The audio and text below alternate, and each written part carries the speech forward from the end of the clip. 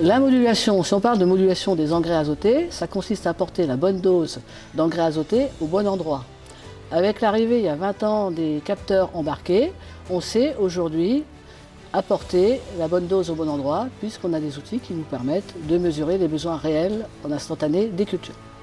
Alors le satellite va récupérer une donnée qui va être ensuite traitée à partir de modèles de télédétection, de modèles agronomiques et ensuite de modèles météorologiques pour fournir ensuite donc un conseil en termes de dose d'azote à l'agriculteur. La modulation s'adresse aux agriculteurs qui ont des surfaces en colza et en céréales et notamment en blé.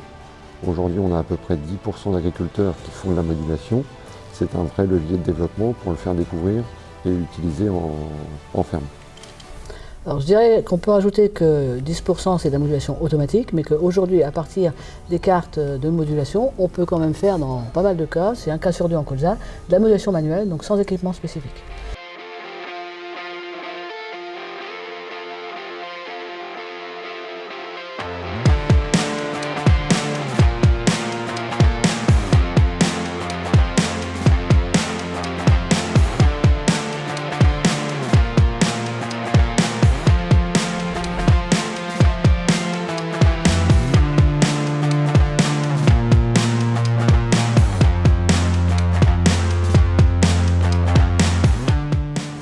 Donc Reynald, ça fait maintenant 6 ans que tu utilises cette technique de modulation.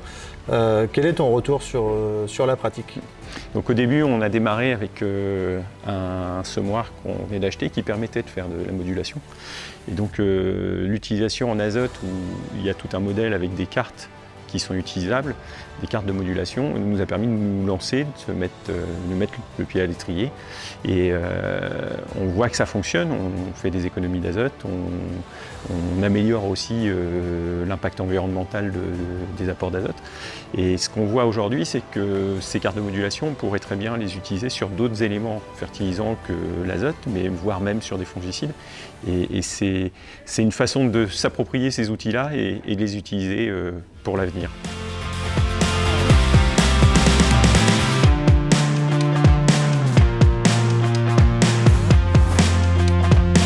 Concrètement, raconte-nous un petit peu comment ça s'est passé au début. Donc c'est relativement simple, on fait une commande auprès de la Chambre d'agriculture en l'occurrence pour avoir un survol de la parcelle qu'on veut moduler.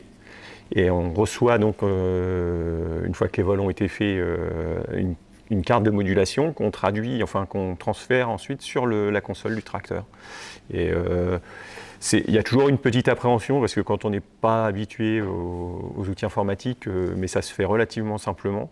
En plus, on peut être accompagné par des techniciens.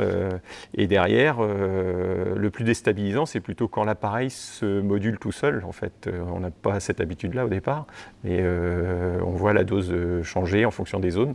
Et on a l'impression de faire un bon boulot à la fin quand tout ça est bien passé, mais c'est un peu déstabilisant, c'est vrai.